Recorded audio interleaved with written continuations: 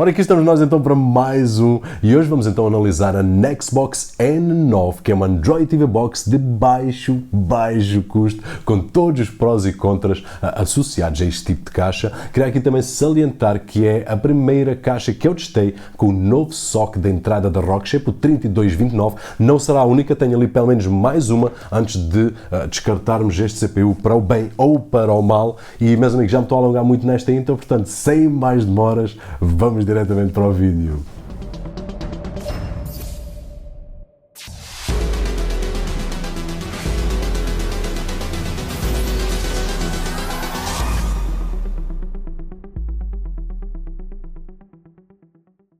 E aqui estamos nós com a Nextbox N9, que conta com o CPU quad-core, a Rockshape 3229, 1GB de RAM e 8GB de armazenamento flash com o Android KitKat 4.4. E avançando para a nossa habitual e rápida experiência de unboxing, assim que abrimos a embalagem encontramos então a Nextbox no topo, um adaptador de corrente, um cabo HDMI, comando por infravermelhos e a documentação habitual. Agora, quando olhamos e tocamos no dispositivo, pessoal, aqui não há milagres. É uma caixa barata ou baratuxa, como eu costumo chamar, e é mesmo isso que adquirimos, plásticos fracos e com aspecto mesmo barato. No entanto, na minha opinião, não há problema algum, logo saibamos exatamente o que estamos a comprar. E olhando agora de mais perto, à frente tem uma luz azul suave quando está ligada, do lado direito uma slot para cartões SD e 3 portas USB 2.0, atrás uma porta USB 2.0, saída de áudio, saída AV, HDMI, RJ45 e entrada de corrente. No topo, logo da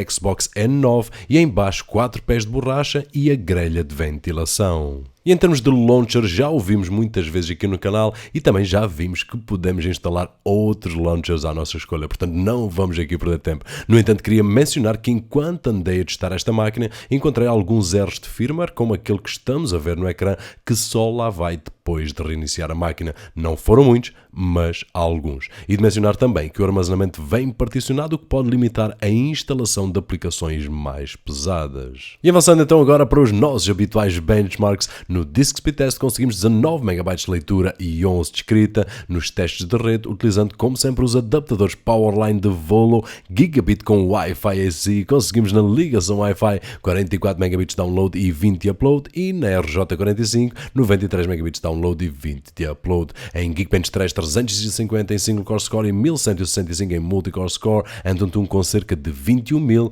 3D Mark Score iStorm Extreme com 2193 e finalmente em Epic Citadel com 55 frames por segundo em média. No entanto, pessoal, de realçar aqui que os benchmarks gráficos não estão a dar os resultados reais. Isto porque o firmware está a forçar as aplicações a correrem a 720 e depois faz então o upscale para 1080. Isto não é a primeira vez que se vê esta situação aqui no canal, mas é bom termos em mente estas limitações. E em relação ao comando à distância incluída, é um comando por infravermelhos e já conhecem a minha opinião.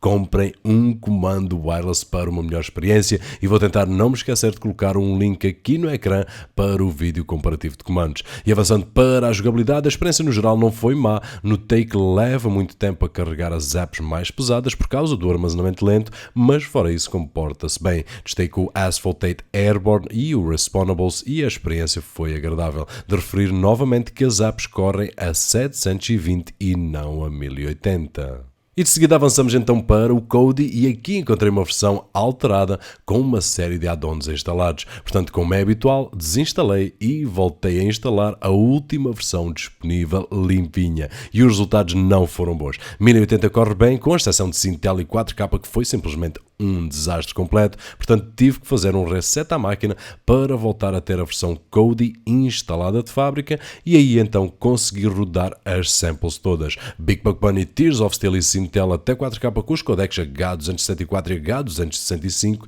sem problemas nenhuns. E em termos de vídeo 10-bit, com o Kodi original foi simplesmente impossível, enquanto que com a versão modificada consegui rodar, mas sem som e com muitas frames perdidas. E finalmente, utilizando então a App Premium AirPin Pro, como sempre, consegui espelhar e fazer stream do iPhone para a box sem problemas. E também do iMac, no geral a experiência foi ok, com a exceção que não se consegue utilizar 100% do ecrã. Tirando essa situação, tanto a imagem como o áudio correm bem.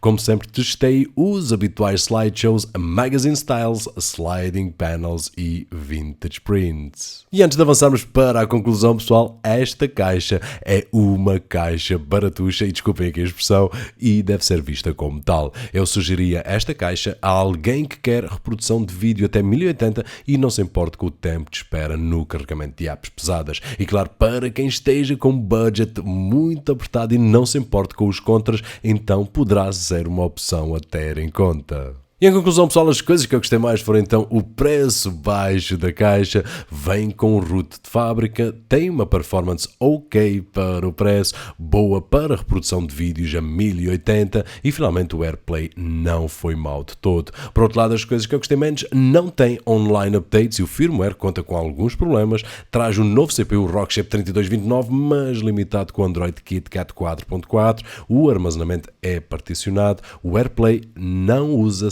100% do ecrã e, finalmente, a resolução forçada a 720 pelo firmware. E chegamos então assim ao fim de mais uma review, desta vez da Nextbox E9. Espero que tenham gostado do vídeo, se assim foi, não se esqueçam daquele habitual thumbs up. O meu nome é Roberto Jorge e, como sempre, vejo no próximo.